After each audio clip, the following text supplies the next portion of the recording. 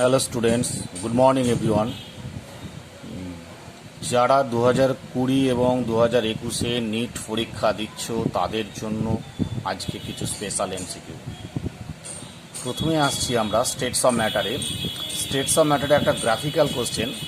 এখানে গ্রাফটা volume versus টি এর ডিফারেন্ট প্রেশারে গ্রাফটা ড্র করা হয়েছে। তো ভলিউম ওয়াই অ্যাক্সিস ভলিউম আর এক্স অ্যাক্সিস টেম্পারেচার। তো এখানে দেখো P1, P2, P3, P4 চারটে প্রেশারের গ্রাফ করা হয়েছে। ওই যে arrange the pressure P1, P2, P3, P4 in the increasing order of আর শোন ইন গ্রাফ। তো চারটে অপশনের মধ্যে কোনটা কারেক্ট হবে। দেখো এই ধরনের গ্রাফ যদি পাও তোমরা অ্যাট ফার্স্ট কী করবে, প্রথম কাজ হবে আমরা জানি PV = nRT, এটাকে লিখে ফেলো, বুঝছে? তাহলে এন আর আর এখানে দুটো কনস্ট্যান্ট টার্ম, আর এখানে টেম্পারেচার ডেফিনিট টেম্পারেচার একটা ধরে নাও। ধরো টি, তো টি এর ভ্যালুটা আমি ফিক্সড করে দিলাম, এখানে আমি, বুঝছে? তাহলে এই টেম্পারেচারে আমরা প্রেশারের সঙ্গে ভলিউমের একটা রিলেশন ড্র করতে চাইছি। তাহলে এন ফিক্সড, এন কনস্ট্যান্ট কাটলাম, আর কনস্ট্যান্ট কাটলাম, টি কনস্ট্যান্ট করে নিলাম একটা ডেফিনিট টেম্পারেচারে, টি কনস্ট্যান্ট কেটে দিলাম। তাহলে পিভি = কে কনস্ট্যান্ট, অর্থাৎ ভি প্রপোর্শনাল 1/p, অর্থাৎ ভি এর সঙ্গে পি এর রিলেশন হচ্ছে ইনভার্সলি প্রপোর্শনাল। ক্লিয়ার? তাহলে ভি ইনক্রিজ করলে ভি এটাতে যাওয়া মানে ভি ইনক্রিজ করছে, ভি ইনক্রিজ করা মানে পি ডিক্রিজ করে যাওয়া। তাহলে এখানে P1 এর ক্ষেত্রে ভলিউম বেশি, তাহলে P1 এর ভ্যালু সবচেয়ে কম হবে। তার মানে এখানে P4 সবচেয়ে বেশি হবে, অর্থাৎ P1 এর চেয়ে P2 বড়, P2 এর চেয়ে P3 বড়, P3 এর চেয়ে P4 বড়। অর্থাৎ number 1 point F option is the more correct. Clear হলো? তাহলে কি করে করলাম, এখানে আমরা টেম্পারেচারটা ফিক্সড করে নিলাম, টেম্পারেচার ফিক্সড করে এই ফর্মুলায় পুট করলাম, যেগুলো কনস্ট্যান্ট টার্ম আসবে সেগুলোকে কেটে দিলাম। আর পড়ে আছে কি পিভি = কে, অর্থাৎ ভি এর সঙ্গে পি এর ইনভার্সলি রিলেশন, অর্থাৎ এই যে এক্স অ্যাক্সিসটা কি ভি, তাহলে ভলিউম ইনক্রিজ করা মানে পি ডিক্রিজ করবে। তাহলে এই এখানে দেখো ভলিউম ম্যাক্সিমাম, তার মানে প্রেশার মিনিমাম, তাহলে P1 সবচেয়ে কম, আর এখানে এই পয়েন্টে ভলিউম মিনিমাম, প্রেশার ম্যাক্সিমাম, তাহলে P4 সবচেয়ে বেশি। তাহলে P4, তাহলে P1, P2, P3, P4 এইভাবে আসছে সিরিজটা। ওকে, এরকম গ্রাফিক্যাল কোশ্চেন আসতে পারে। এবার ধরো নাম্বার 2 মডেল এই ধরনের ধরো কোশ্চেন আসতে পারে।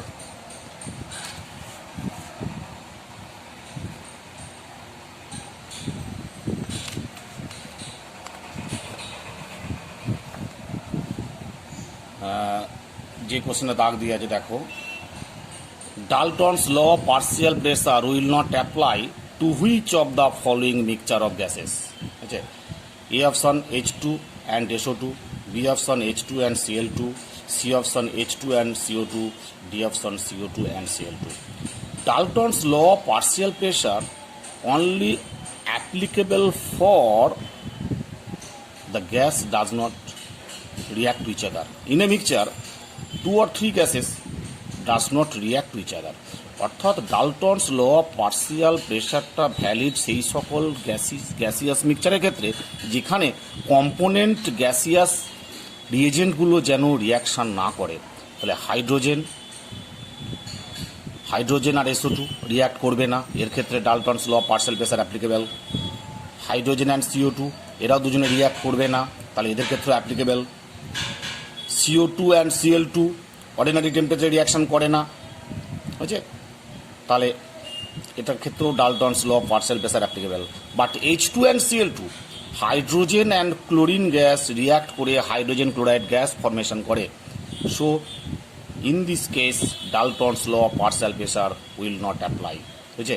তাহলে এখানে 50-র অ্যান্সারটা হলো বি, হাইড্রোজেন অ্যান্ড ক্লোরিন এই গ্যাস মিক্সচারের ক্ষেত্রে ডালটনস লটা অ্যাপ্লাই করা যাবে না। ক্লিয়ার? তারপরে দেখো, তারপরের কোশ্চেনটা দেখো, 77-এরটা দেখো।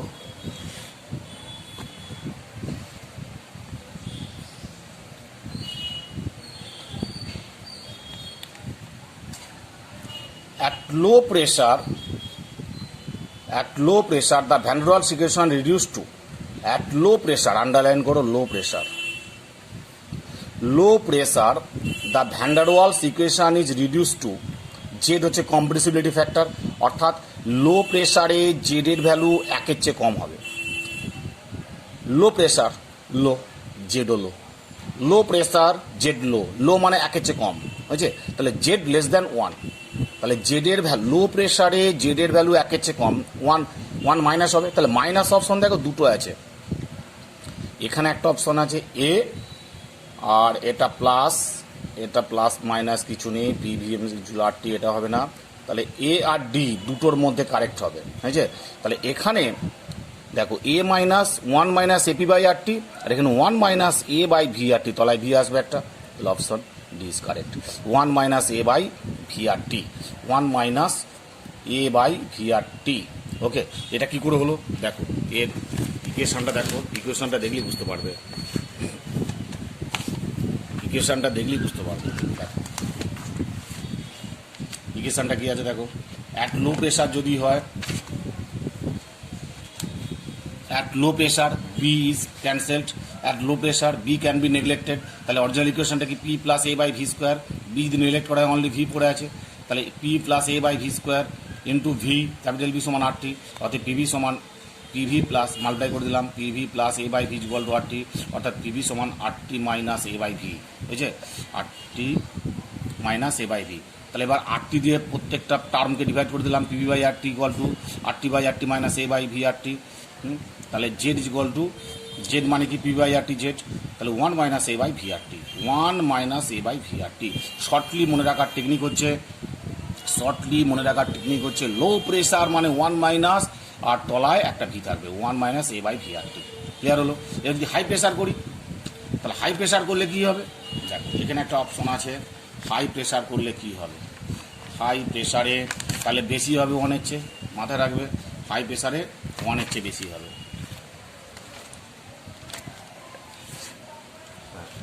The 78 the compressibility factor for a real gas at high pressure মানে ওয়ানের চেয়ে বেশি হবে, তাহলে ওয়ানের চেয়ে বেশি মানে one plus R T by PV না one plus P by R T, দুটোই প্লাস আছে, বাকিগুলো প্লাস, তাহলে ওয়ান আর এটা ওয়ান মাইনাস আছে, তাহলে দুটো হবে না, এ আর সি এর মধ্যে হবে।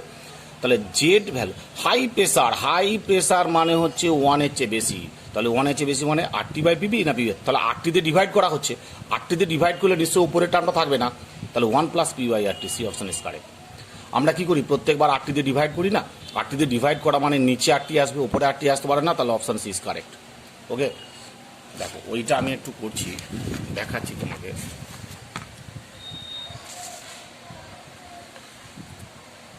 দেখো এটা দেখলেই বুঝতে পারবে, P plus A by V square into V minus B সমান R T at high pressure, A by V square can be neglected, তাহলে কী হলো পিভি মাইনাস পিবি সমান আর টি, অর্থাৎ পিবি সমান আর টি প্লাস পিবি, তাহলে কী হলো জেড সমান P by R T high প্রেশারে। ক্লিয়ার হয়েছে শর্ট টেকনিকটা, কাঁপছে এটা, আচ্ছা এক সেকেন্ড, কাঁপবে না, দেখো তাহলে P plus A by V square into V minus B R T, এটা হচ্ছে মেন ইকুয়েশনে হাই প্রেশার মানে এ বাই ভি স্কোয়ার টার্মটা নেগলেক্ট করা হচ্ছে, বুঝছে, তাহলে এ বাই ভি স্কোয়ার টার্মটা যদি নেগলেক্ট করা, তাহলে P into V minus B, তাহলে পিভি মাইনাস পিবি সমান আর টি, অর্থাৎ পিবি সমান আর টি প্লাস পিবি, অর্থাৎ আর টি দিয়ে ডিভাইড করো পিবি বাই আর টি, তাহলে আর টি দিয়ে ডিভাইড করলে R T by R T one আর পি বাই আর টি, তাহলে জেড সমান কি হলো one plus P by R T, অর্থাৎ জেডের ভ্যালু একের চেয়ে বেশি অ্যাট হাই প্রেশার। ক্লিয়ার হয়েছে, খুব একটা টাফ না। এবার দেখো এই কোশ্চেনটা 85, ফলোইং দ্য টেবল, একটা টেবিল দেওয়া আছে, following the table represents critical temperature of some gases, arrange these gases in their increasing order of liquefaction, বুঝছে, অর্থাৎ কিছু গ্যাস দিয়েছে হাইড্রোজেন, হিলিয়াম, নাইট্রোজেন, অক্সিজেন, এদের প্রত্যেকটা ক্রিটিক্যাল টেম্পারেচার ইন কেলভিন স্কেলে দিয়ে আছে। হাইড্রোজেনের ক্রিটিক্যাল টেম্পারেচার 32.2 কেলভিন, হিলিয়ামের 5.3 কেলভিন, N2 126, O2 154.3। তাহলে এখানে আমাকে একটা ডেটা জানতে হবে, with increasing critical temperature with increasing critical temperature. Critical temperature increase করলে লিকুইফিকেশান ইনক্রিজ করে। লিকুইফিকেশান ইনক্রিজ করে। কি হলো ব্যাপারটা? ক্রিটিক্যাল টেম্পারেচার ইনক্রিজ করলে লিকুইফিকেশান ইনক্রিজ করে। তাহলে ক্রিটিক্যাল টেম্পারেচার সবচেয়ে কম কার? হিলিয়াম, তারপরে কি? হাইড্রোজেন, তারপরে N2, তারপরে O2। তাহলে হিলিয়ামের পর হাইড্রোজেন কোথায় আছে? হিলিয়ামের পর হাইড্রোজেন হবে। হিলিয়ামের পর হাইড্রোজেন, দেখো সি, অপশান সি। হিলিয়ামের পর হাইড্রোজেন, হাইড্রোজেনের পর N2, N2 পর O2। ওকে, হিলিয়াম সবচেয়ে কম, তারপরে হাইড্রোজেন 33.2, তারপরে নাইট্রোজেন 126, তারপরে O2। খুব important MCQ। Critical temperature increase করলে লিকুইফিকেশান ইনক্রিজ করে। ওকে, হলো গ্যাস চ্যাপ্টারে কটা প্রবলেম, 4টে প্রবলেম হলো। একটা হচ্ছে লো প্রেশার, আর একটা হচ্ছে লো প্রেশারের জেডের ভ্যালু, হাই প্রেশারের জেডের ভ্যালু, আর ক্রিটিক্যাল টেম্পারেচার, আর গ্রাফিক্যাল রিপ্রেজেন্টেশন। ওকে, এবার আসবো আমরা পি ব্লক। পি ব্লকে 3-4টে কোশ্চেন আমি একটু আমাদের প্র্যাকটিস করাচ্ছি।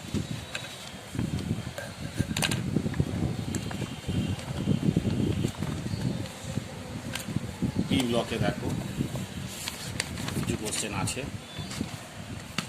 খুবই ইম্পর্টেন্ট। 18 দেখো,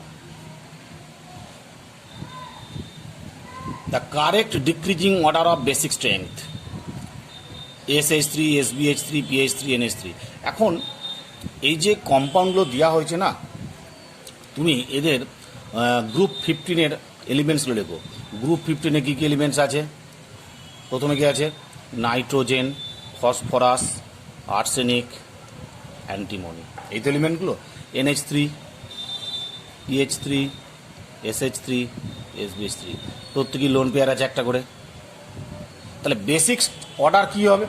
উপর থেকে নিচে নামলে রেডিয়াস ইনক্রিজ করে সেন্ট্রাল এলিমেন্টে। রেডিয়াস ইনক্রিজ করা মানে ইলেকট্রন ডেন্সিটি ডিক্রিজ করে যাওয়া। তাহলে নাইট্রোজেনের রেডিয়াস খুব ছোট, তাহলে অ্যান্টিমনির রেডিয়াস অনেক বড়। তাহলে এখানে নাইট্রোজেনের স্মল রেডিয়াসের মধ্যে electron density high. Electron density high মানে electron lone pair of electrons donate করার টেন্ডেন্সিও বেশি। অর্থাৎ ওপর থেকে নিচে নামলে বেসিক স্ট্রেংথ ডিক্রিজ করে যায়। সবচেয়ে মোর বেসিককে অ্যামোনিয়া। তাহলে অ্যামোনিয়া এখানে একটা অপশনই আছে, দেখো অ্যামোনিয়া এখানে শুধুমাত্র একটা অপশনই আছে, option C. Ammonia PH3, NH3, PH3, SH3, SBH3, option C is correct. আগে রুলটা দেখে নেবে। 19-এরটা দেখো, which of the following fluorides does not exist? Which of the following fluorides does not exist, অর্থাৎ কোন ফ্লুরাইডটা এক্সিস্ট করে না? দেখো, নাইট্রোজেন, ফসফরাস, আর্সেনিক, অ্যান্টিমনি, 4টে এলিমেন্ট আছে। তাহলে এখানে আমরা একই group, nitrogen, phosphorus, arsenic, antimony, group 15 elements. এখানে only nitrogen does not contain vacant D orbital. যদি নাইট্রোজেনের ভ্যাকেন্ট ডি অরবিটাল না থাকে, সেই নাইট্রোজেন ডাজ নট ফর্ম পেন্টাহ্যালাইড, অর্থাৎ নাইট্রোজেন কখনোই পেন্টাহ্যালাইড ফরমেশন করে না, বুঝছে? আর বাকি এলিমেন্টগুলো ফসফরাস, আর্সেনিক, অ্যান্টিমনি, এদের ভ্যাকেন্ট ডি অরবিটাল থাকার জন্য এরা পেন্টাহ্যালাইড অ্যান্ড ট্রাইহ্যালাইড দুটোই ফরমেশন করে। আর নাইট্রোজেন অনলি ট্রাইহ্যালাইড ফরমেশন করে। তাহলে NF5 কখনো ফরমেশন করতে পারে না due to absence of vacant D orbital of nitrogen. So NF5 does not exist, বুঝছে? এবার দেখো 24,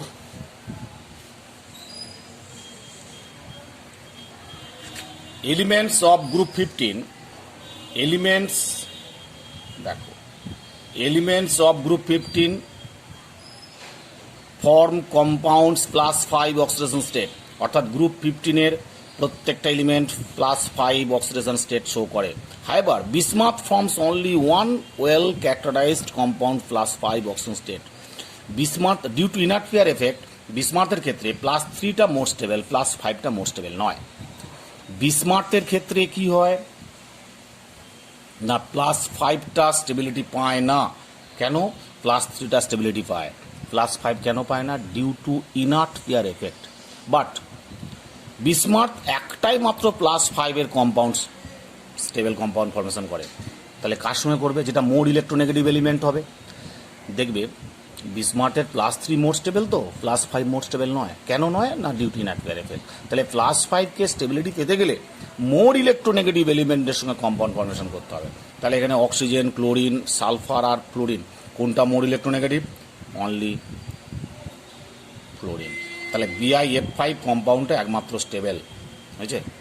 মনে রাখবে বিসমার্টের ক্ষেত্রে +5 স্টেবল না, ডিউ টু ইনঅ্যাটওয়্যার এফেক্ট। শুধুমাত্র more electronegative element like fluorine বিসমার্টের সঙ্গে কম্পাউন্ড ফর্মেশন করলে +5 অক্সিডেশন স্টেট শো করে, তাছাড়া অন্য কোনো কম্পাউন্ডে করে না। ওকে, ক্লিয়ার হলো? এবার দেখো এর পরের কোশ্চেন,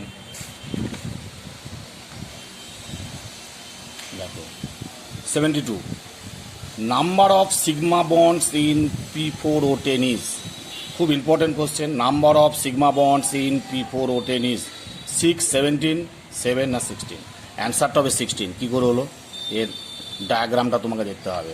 এর ডায়াগ্রাম না দেখলে তুমি অ্যান্সার করতে পারবে না। এর ডায়াগ্রামটা দেখো, দেখো ডায়াগ্রাম খুব ইম্পর্টেন্ট ডায়াগ্রাম, P4O10 এর ডায়াগ্রাম হয়েছে। তাহলে সিগমা বন্ডের ক্যালকুলেশনটা করো। দেখো একসাথে করছি, ডাবল বন্ডের মধ্যে একটা সিগমা একটা পাই। তাহলে 1, 1, 2, 3, 4, 5, 6, 7, 8, 9, 10, 11, 12 হয়েছে। 13, 14, 15, 16 হলো। টোটাল কটা হলো? 16 হলো। আবার বলছি আমি, 1, 2, 3, 4, 5, 6, 7, 8, 9, 10, 11, 12, 13, 14, 15, 16। ওকে, টোটাল কটা হলো? 16টা সিগমা বন্ড হলো। বুঝেছে? টোটাল কটা সিগমা বন্ড হলো? 16 সিগমা বন্ড। খুব ইম্পর্টেন্ট কিন্তু।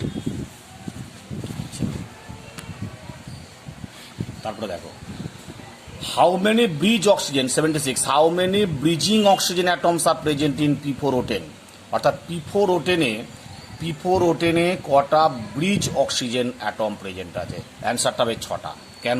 দেখো এখানে দেখো কটা অক্সিজেন ব্রিজ বন্ডে আছে, ব্রিজে আছে। ক্যালকুলেশন করো। 1, 2, 3, 4, 5, 6। আবার বলছি, 1, 2, 3, 4, 5, 6। ওকে, 6টা ব্রিজ অক্সিজেন আছে। ক্লিয়ার? খুবই ইম্পর্টেন্ট কোশ্চেন ছিল এটা। আর একটা কোশ্চেন আছে 74, the number of POP bonds in cyclic metaphosphoric acid. কোশ্চেনটা কি? The number of POP bonds in cyclic metaphosphoric acid কটা হবে? দেখো 0, 2, 3, 4। স্ট্রাকচার না দিলে করতে পারবে না কখনো। দেখো cyclic metaphosphoric acid number of POP bonds is 3। কেন 3? POP 1, POP 1, POP 1, 3, 1 POP একটা, POP দুটো, POP তিনটে, টোটাল 3টে বন্ড হলো না POP। এই স্ট্রাকচারটা তোমাকে মনে রাখতে হবে। মেটাফসফরিক অ্যাসিডের স্ট্রাকচার হচ্ছে এটা। ওকে, ক্লিয়ার হলো? এই গেল তোমার এই বন্ডে। এবার আসবো আমরা জিওসির কিছু কোশ্চেন আসবো। জিওসির কিছু কোশ্চেন নিয়ে আসবো।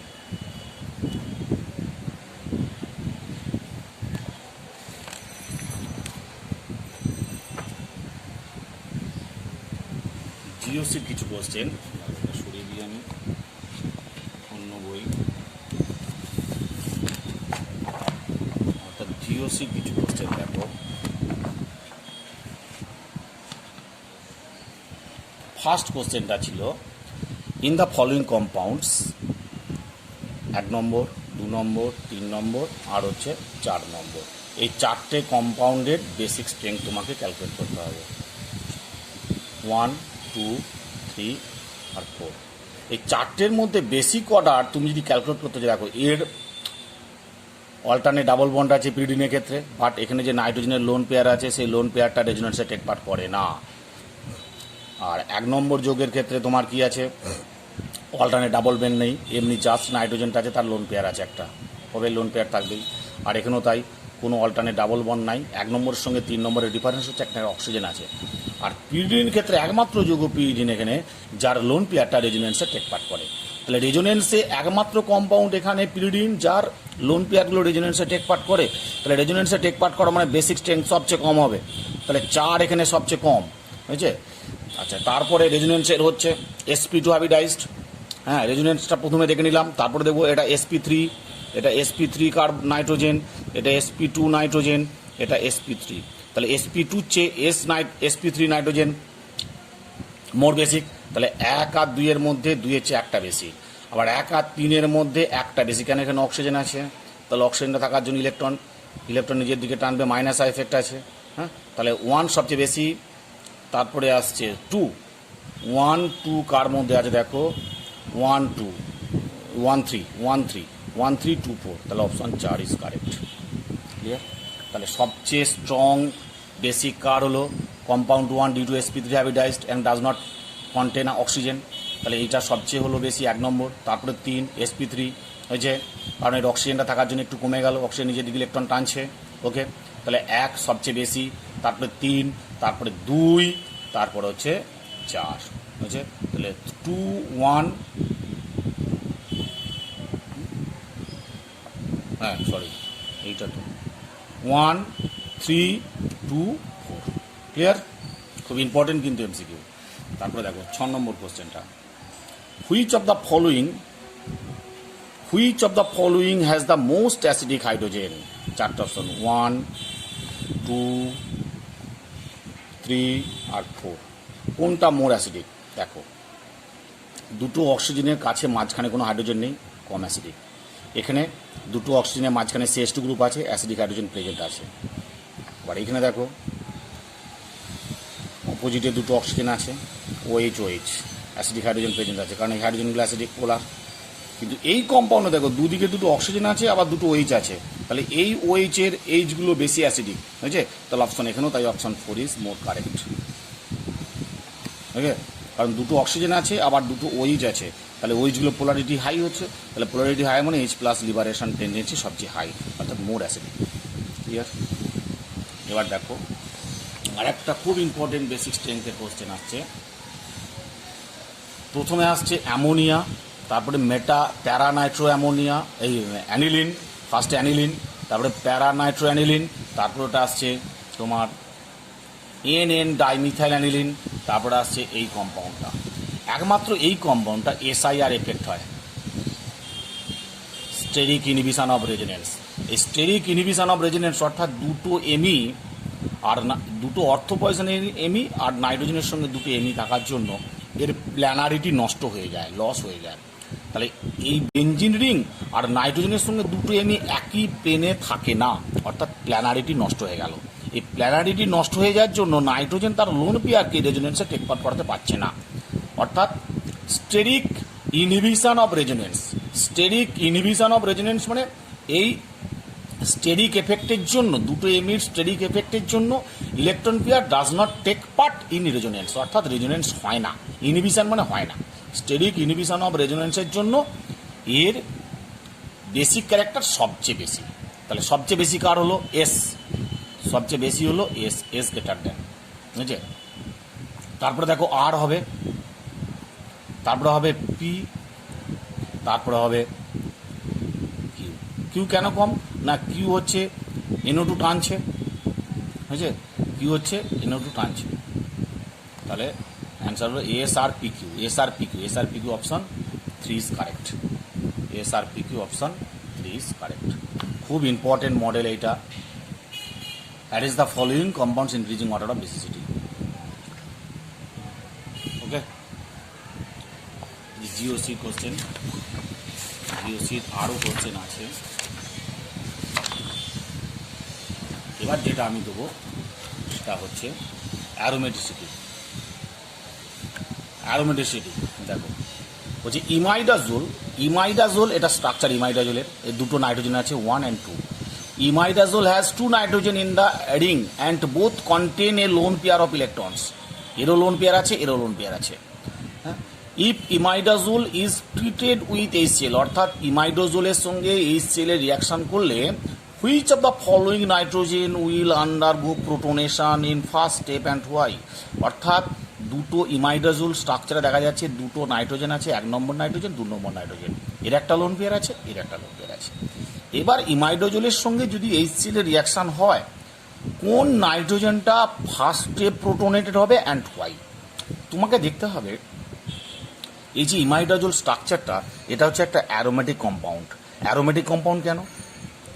এই যে এইটা দুটো পাই বন্ড আছে আর এখানে একটা লোন পেয়ার আছে, তাহলে 3 bond pair, odd number, resonance হচ্ছে, তাহলে 3 বন্ড পেয়ার, এই 3 ইলেকট্রন পেয়ার, 1 নম্বর পেয়ার 2 নম্বর পেয়ার আর 3 নম্বর পেয়ার, অর্থাৎ অড পেয়ার। অড পেয়ার মানে অ্যারোমেটিক।